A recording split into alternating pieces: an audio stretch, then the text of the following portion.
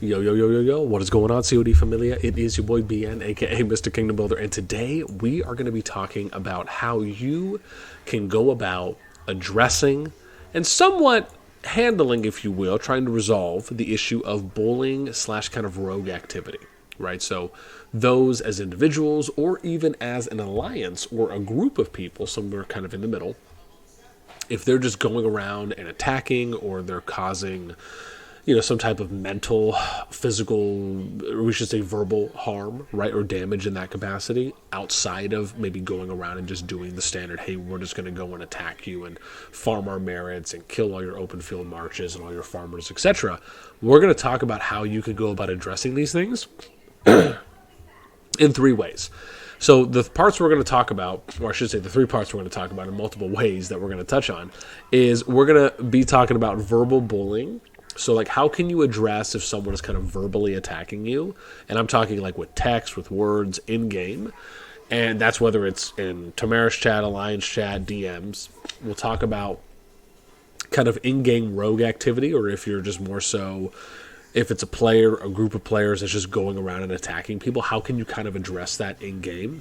And then number three, what if it's a full alliance? What if it's a complete alliance of 100, 150 people that are just going around and attacking people, whether it's 24/7 or if it's freely attacking everyone in the kingdom when, an SLE event comes up, as an example, right? But nobody's really kind of down for that in there. So let's start off with the first one. If you have someone in your kingdom that is verbally being abusive or they're bullying in some capacity, they're saying, let's just say they're not using the nicest words. Typically, the first thing you'd want to do is to take screenshots, right? Obviously, get some evidence.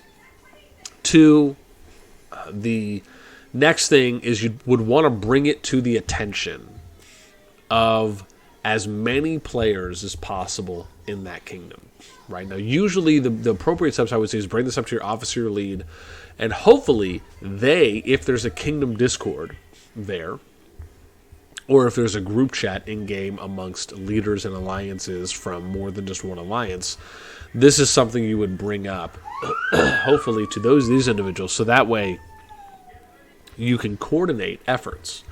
An example of this would be, and this is just in one way, is where you either find the post that someone made in-game, and if it's as long as it's not too far back and you can take a screenshot of it, then you tell everyone, whether that's Alliance Mail, a Discord announcement, sending DMs, letting people know, hey, go and report this message, right? That's one of the most surefire ways, because from what we understand, the amount of reports that a message gets will either automatically apply a mute, or it will, or depending on the volume, or we should say the amount of reports / submissions, it'll prompt someone to actually take a look at it, right? Where you'll most likely get a response decently quick.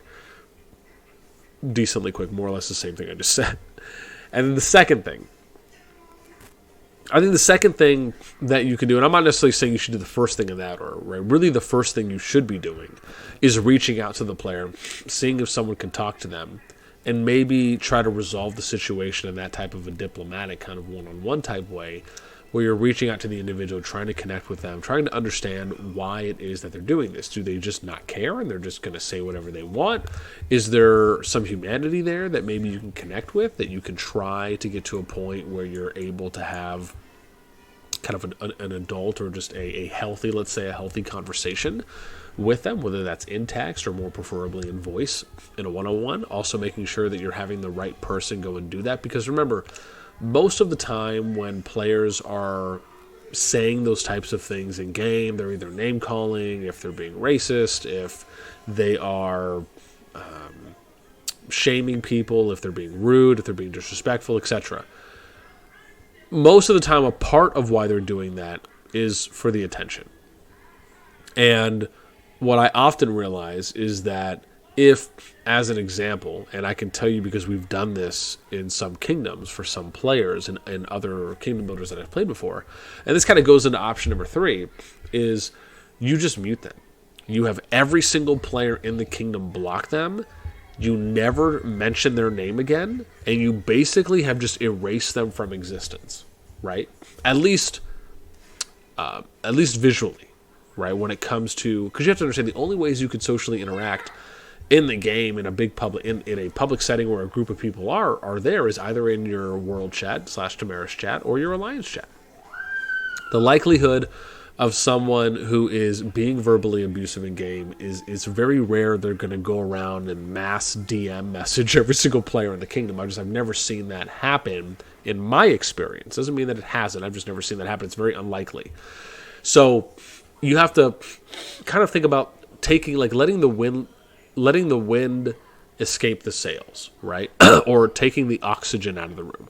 The oxygen is them getting a response and being heard. So if you literally have every single person in the kingdom mute them, you never talk to them again. If some people maybe don't want to mute them, but that person posts or those individuals post, you just never reply. You never acknowledge their existence, right?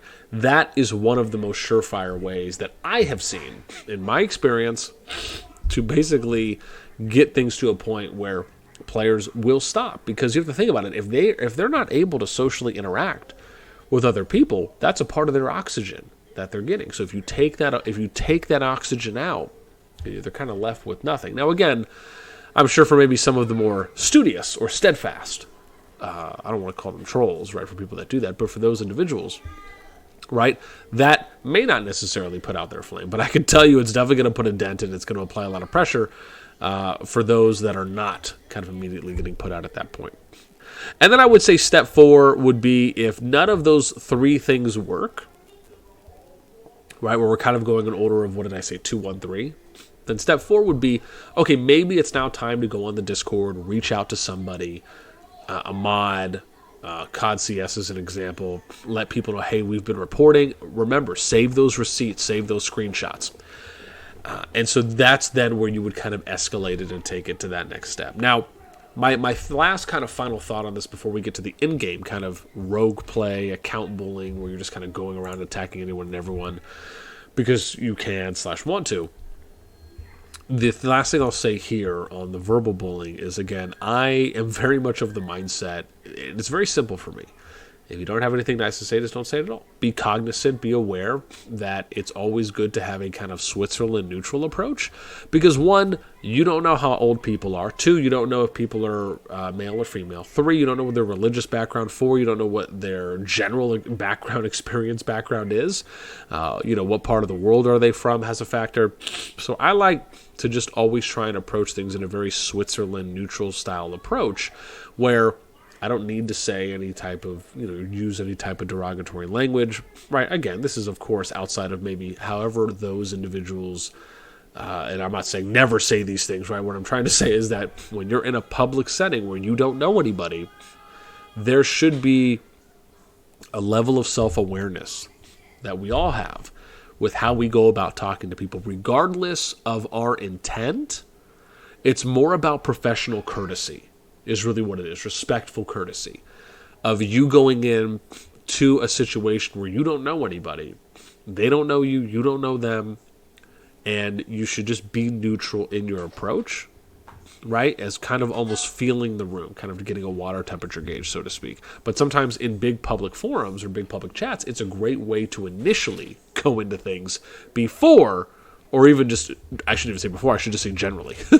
So now let's get into number 2, which is going to be talking about, pick it up please, is going to be talking about what happens if you come across a kind of an in-game bully, if you will, or an in-game rogue player, or just someone who's kind of going around and attacking people. What can you do? So I do think there's a few things, and we'll get into also how you might be able to affect this on the verbal kind of bullying side, is first and foremost, right, the important part is to always try and reach out. This is going to be consistent. Always try to have a conversation with people who are going out there and just attacking anyone and everyone, right? Because you may not understand fully why they're doing that. And sure, at the end of the day, it still could just be where they don't care. Maybe they don't want to talk to you. Maybe they do talk to you, but they're still fighting and attacking people the entire time. And maybe it may feel as though you're not getting anywhere. or those that have gone and talked to this person, or multiple people are not getting anywhere. I still am a very big believer in doing your due diligence and just, again, crossing that off the list. Where you reached out, you tried to kind of figure out what's going on. Is there some type of solution or resolution that can be made?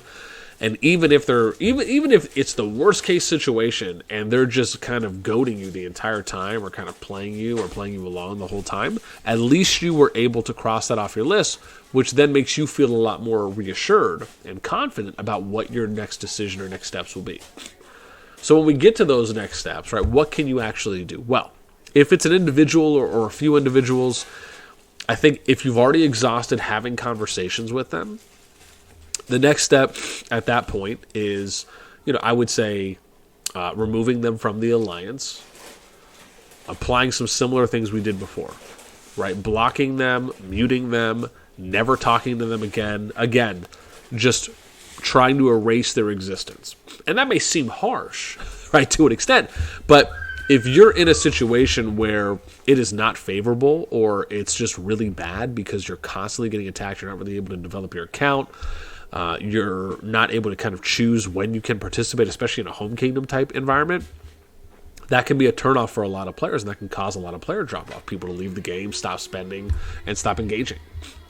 So then the next one is monitor name changes, right? So if you have players blocked, or if you have a DM with them and you've messaged them once, pay attention to any potential name changes. So an example would be if you send the player a message, star that message box. An example of this would be like, let's say I message someone, right?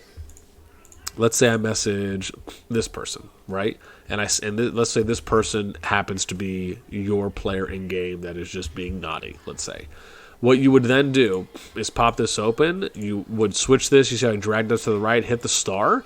And then that way, if you want, only have the people that are starred for those that are, like if you just have one person or someone or a group of people that are constantly paying attention, do that, right? Have them starred is like the easiest way to really know. And that's because if they change their name, you know that whatever name there, if in that one-star position, is going to be who that person is, right? So it's a lot more difficult for them to kind of maneuver if they want to change their name and maybe switch alliances. Next thing would be, coordinate. Next thing would be to make sure that you are coordinating with other alliances, if your kingdom is unified or however many understand, right? You want to spread that message, right? That, hey, this player is going around attacking people. Save receipts, like I said, screenshots of conversations, reports of attacks that are happening. Make this individual's presence known to anyone and everyone in the kingdom, so that way it's more likely that they will not be accepted into other alliances, right? The next thing here you can do is kind of set constant rallies if you want to kind of keep, paying attention kind of where their positioning is in the event if they end up moving or using teleports. Now, obviously, let me bear in mind, this is, of course, only if they're able to get into an alliance, right? You don't necessarily really have a random teleport, right? You really only kind of have one teleport, which is your territorial that you can use, unless they eventually add something in the game later. But at least at the moment, right, you basically have to be in an alliance in order to then move somewhere, because you have to move on their territory. Or you could resurge, right, if it's before Lightbearer Augerstone chapter, where you can then move to different regions, so that it may kind of force random teleport you if you move a region, whether you're resurging or you're getting to the Lightbearer Augerstone chapter, that then allows for cross-alliance or cross-region movement. So doing something like that is okay.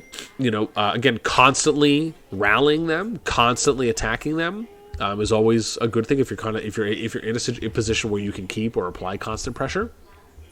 The other thing is always watch out for open field marches, right? So if you feel as though you're able to go and constantly attack their open field marches, whether they're gathering or they're out in the field, as an example, and you feel like, hey, we can get enough people online where we can just go and 5v1, 10v1 each of their farmers or their open field marchers, constantly apply that pressure on a daily basis. These are things that you can do that can help. One of the things as well is, before something like a Lightbearer comes up, which I can't remember if it only applies to Zone 1 or if it's all of the zones or zone regions. But before something like that comes up, you can arguably kind of lock someone to a degree into the Zone 1 regions, right? Because if they're not in an alliance, and let's say I'm in Season 2, but as an example, let's say that they're in Nivola, right?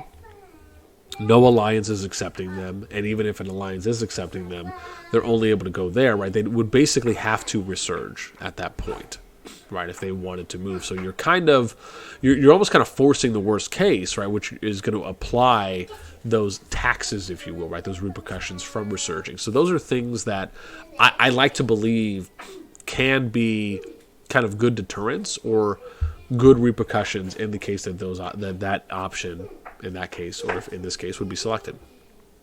Now let's talk about 2B. What if the player is stronger, right? What if this is the number 1 player, as an example, and let's just say the number 2, 3, 4, 5, 6 player are just not anywhere close to number 1. In this case, you kind of have to play more of a defensive mindset, where the best thing you can honestly do is spread out.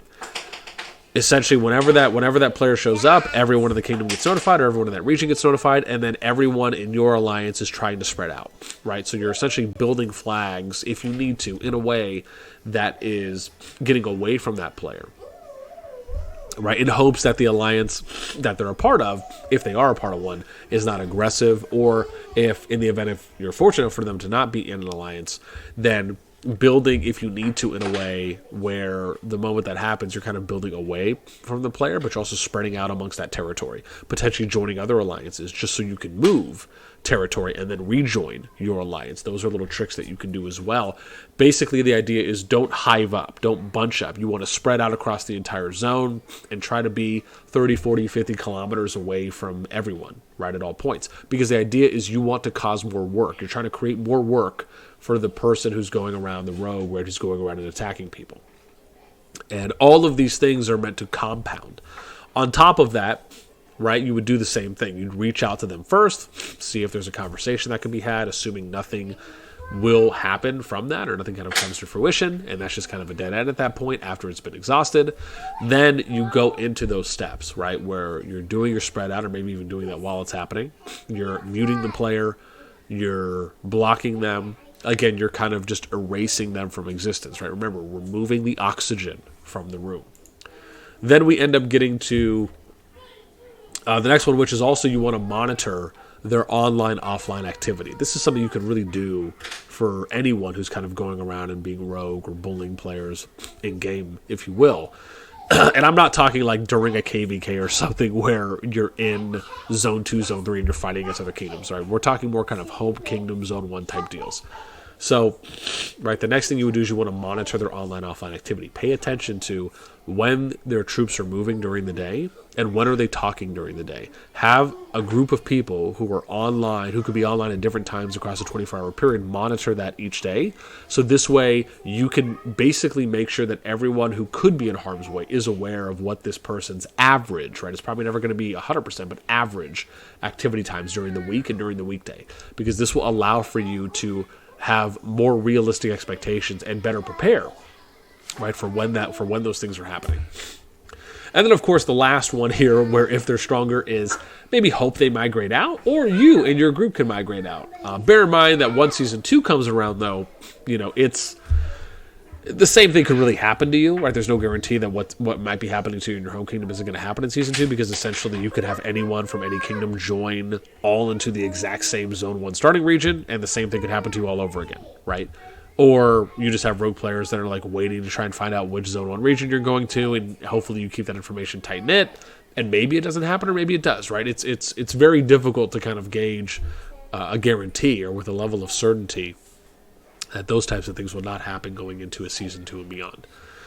Then we get to the last one. What if there's an in-game alliance that's bullying, as an example? Well, I would say do the same exact stuff as before, but hopefully you've reached out initially, and then that just didn't go anywhere, came to a dead end, you've exhausted that, And hopefully you're in a situation where you are able to rally or ally with other alliances and kind of spread that message and hopefully that maybe everyone is already kind of aware of what's happening and what's going on. And maybe you're in a position where everyone can band together and maybe you can actually have kind of a fighting chance against the alliance. Otherwise, really the same thing as I mentioned before, like if they're stronger and if they end up being the number one alliance, you apply the same tactics.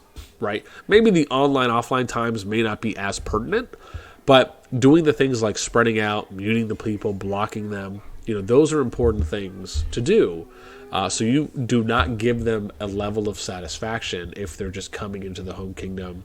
And sometimes you might even see groups that are just coordinated groups that want to come in and all they want to do is just burn everything and say, mine, mine, mine.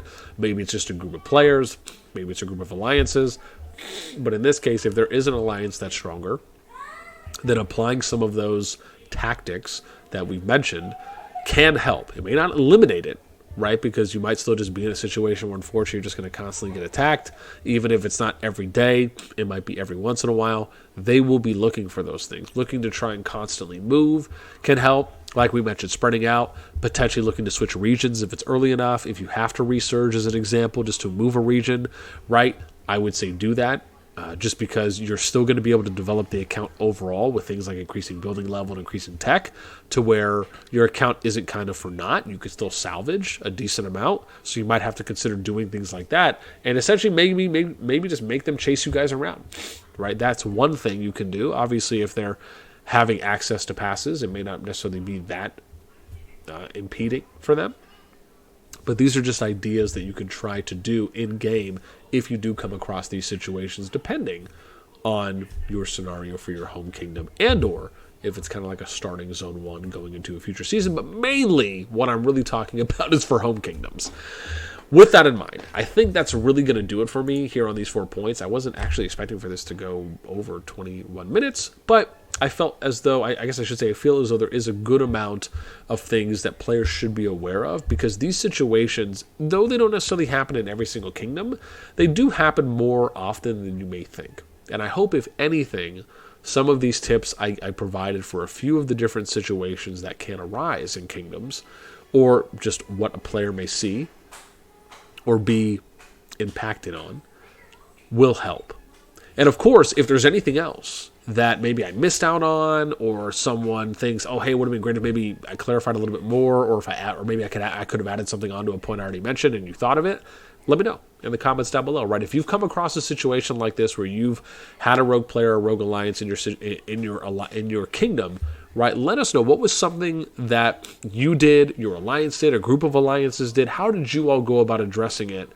Whether it's using any of the tips or practices I mentioned or others, right? We'd love to know. So let us know down there. That is going to do it for me. As always, until next time, I will catch you later.